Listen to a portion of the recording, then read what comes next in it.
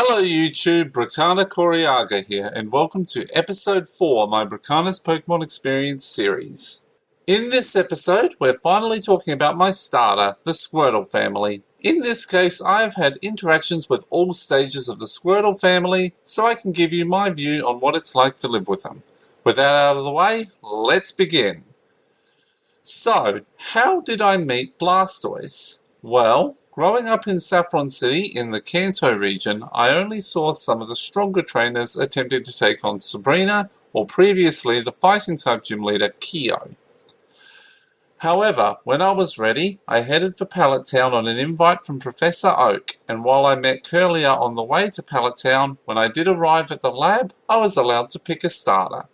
So, of course, I picked Squirtle, and he was ecstatic to be picked by me. Since it was a while before my Gardevoir would accept me as a trainer and listen to my commands, Squirtle was my number one Pokemon when it came to big battles, especially against Brock, where he swept the entire gym by himself, which isn't surprising since it was Brock, the Rock-type gym leader, and Squirtle's a Water-type.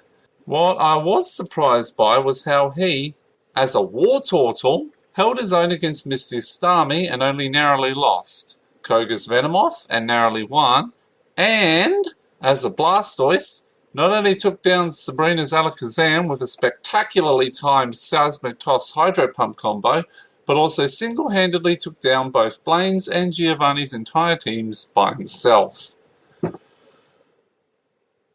Gardevoir and Blastoise were very important during both my Kanto and Johto League challenges, and without them I would not have gotten to the top 4 in both leagues. Even when I joined Team Rocket, Blastoise was a very useful fighter during my time there, combining strong defenses with a powerful rapid spin and devastating special attacks. After Team Rocket collapsed, Blastoise became sort of a HM slave for a while, learning the combination of Strength, Surf, Whirlpool, and Waterfall to help navigate the regions. And this continued as I navigated the other regions, which included Blastoise even getting some love, meeting a beautiful Lapras in Johto, which eventually became his partner, complete with multiple adorable Lapras babies. Otherwise, Blastoise is a great part of the family and I have nothing but respect for him as a truly epic Pokemon. As a Squirtle, he was an affectionate, cuddly Pokemon who would always do his best for his trainer, even if he was a bit of a scaredy cat, though this is likely due to just being inexperienced. When he became a Wartortle, he wasn't as affectionate, but he was still a cuddly Pokemon. He was a lot braver as a Wartortle than he was as a Squirtle, as he continued to get stronger and more confident. As a Blastoise, he's a tactical brute who combines sturdy defenses with a brutal offense, and this continues when he Mega Evolves into Mega Blastoise. While in the household, Blastoise is a sweet, genial Pokemon who takes life at his own pace, even to the point of allowing both small Pokemon and small humans, like my daughter Annabelle, to climb all over him. So long as they don't go near his cannons or his face, he's fine with it. It's actually kinda cute.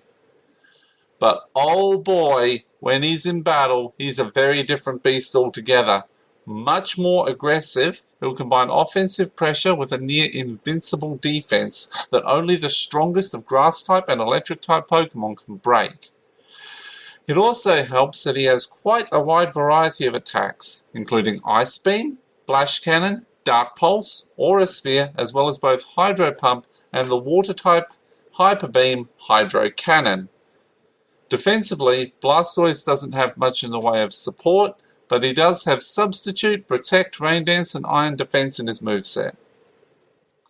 When he Mega Evolves, there's very little that can stand up to his assault, especially once he's Mega Evolved, using his Mega Launcher ability to sharply increase the power of his major attacks. He actually makes a good pair with Gardevoir, with her making him an even sturdier tank, while he strikes down any major Pokemon threatening Gardevoir. At the same time, Gardevoir's Heal Pulse means Blastoise can remain healthy. Overall, Blastoise is a sturdy fighter with a wide variety of powerful special attacks that make him a much bigger threat than people expect at first.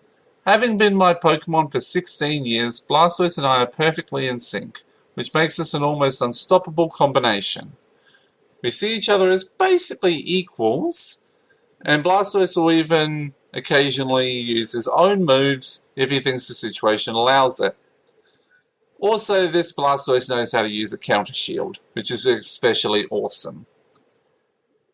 In home life, he's a laid-back Pokemon who's okay with letting small family members crawl over him, so long as they don't hurt him or touch the dangerous parts. I'm very much glad that I picked him as my starter, and we have had a lot of awesome adventures throughout the Pokemon world together, and we're looking forward to further adventures in the future. So, that is my experience with the Squirtle family, and I hope you found it interesting. Please rate, comment, share, and subscribe, and have a great day, everyone. We now return you to regularly scheduled Shiny Starmie Studios content.